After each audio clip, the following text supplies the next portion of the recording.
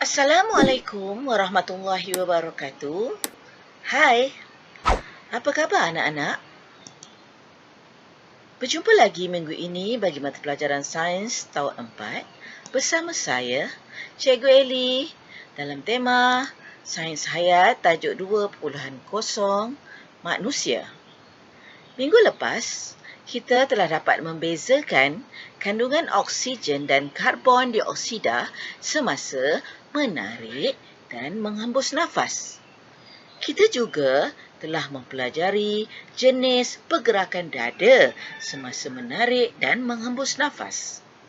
Diharap murid dapat mengingati semula pelajaran minggu lepas dengan baik kerana pada minggu ini kita akan sambung pelajaran kita dengan tajuk yang baru iaitu kadar pernafasan.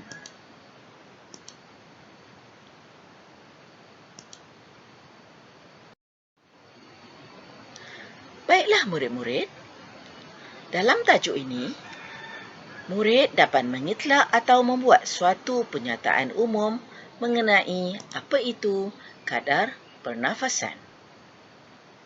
Apa itu kadar pernafasan?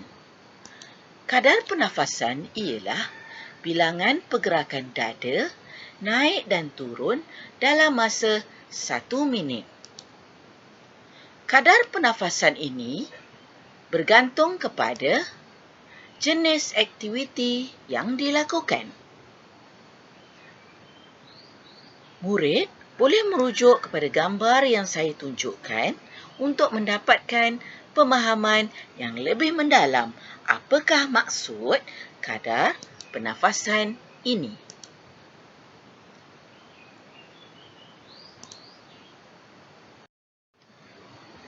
Murid-murid, seperti yang kita tahu, kadar pernafasan bergantung kepada jenis aktiviti. Ada pelbagai jenis aktiviti yang kita ketahui.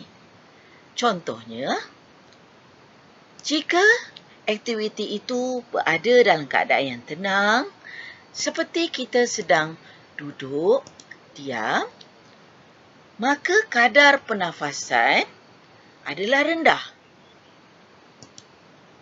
Manakala apabila kita menjalankan aktiviti seperti bersenam, kadar pernafasannya adalah sederhana. Dan jika aktivitinya adalah agresif, seperti berlari, kadar pernafasannya adalah tinggi. Kadar pernafasan bagi setiap aktiviti adalah berbeza. Ini kerana badan kita memerlukan kandungan udara yang tidak sama bagi setiap aktiviti. Semakin lasak dan cergas aktiviti itu, semakin bertambahlah bilangan pergerakan dada dan semakin tinggilah kadar pernafasannya.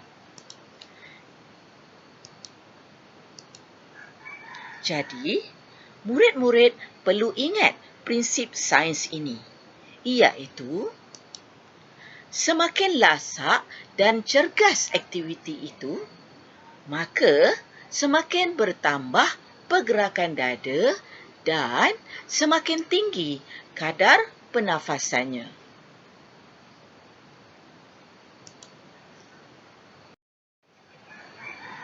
Baiklah murid-murid, contoh lain bagi jenis aktiviti adalah seperti berikut.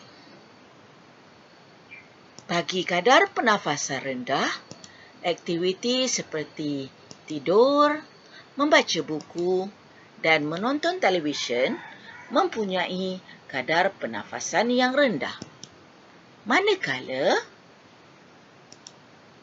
aktiviti seperti menari, berbasikal dan bermain bowling memerlukan kadar pernafasan yang sederhana. Manakala aktiviti yang cergas, seperti berenang, Aktiviti yang aktif seperti bermain bola dan juga mendaki gunung memerlukan kadar pernafasan yang tinggi.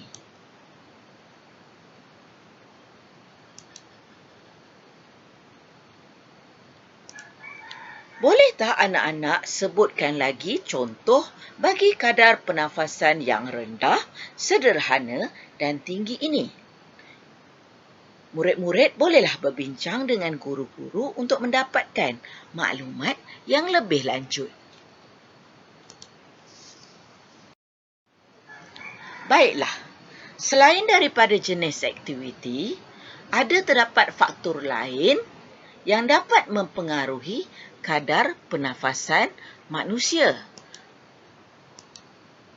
Contohnya seperti faktor umur, faktor jantina, faktor tempat dan juga faktor kecergasan.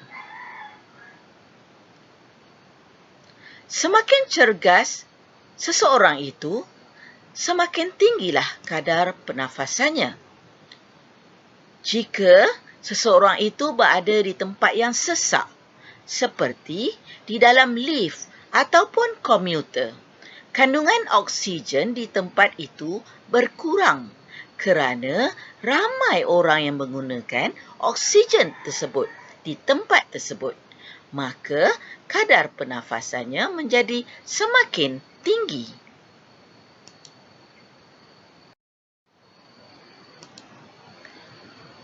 Murid-murid bolehlah menjalankan aktiviti untuk mencari kadar pernafasan kamu. Murid boleh meminta bantuan ahli keluarga atau sahabat handai untuk bersama-sama menjalankan aktiviti ini. Murid boleh memilih aktiviti selain daripada yang saya cadangkan. Murid boleh menggunakan jam randik atau jam tangan ataupun telefon bimbit untuk merekod kadar pernafasan semasa kamu menjalankan aktiviti. Pilihlah tempat yang selesa, sama ada di dalam rumah atau di luar rumah, untuk menjalankan aktiviti ini dengan gembira.